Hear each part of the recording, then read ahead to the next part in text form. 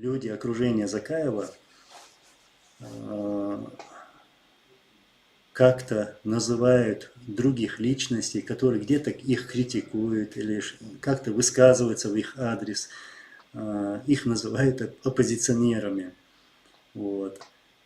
И мне хочется таким людям сказать из его окружения: а где вы были, когда в 93-м или 94-м году мы с оружием в руках противостояли против оппозиции?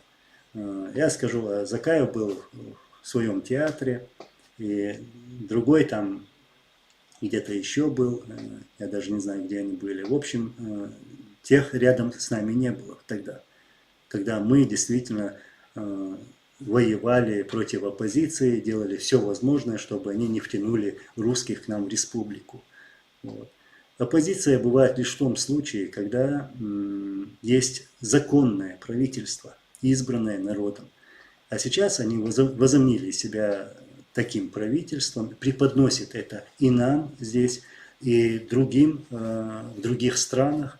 Вот, пытаются внушить и навязать. Ну, у меня такое ощущение, что они какую-то диктатуру хотят установить здесь, находясь в Европе. Вот, и навязать свое правительство со своими прокуратурами. Это как-то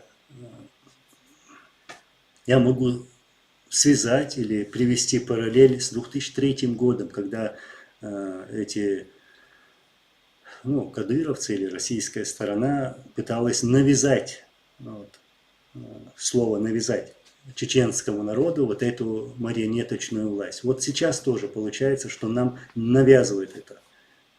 Ничто не сможет навязать нашему народу. Народ прекрасно знает, народ не обмануть, народ у нас умный, тем более опыт у них есть во всем и разбирается очень хорошо.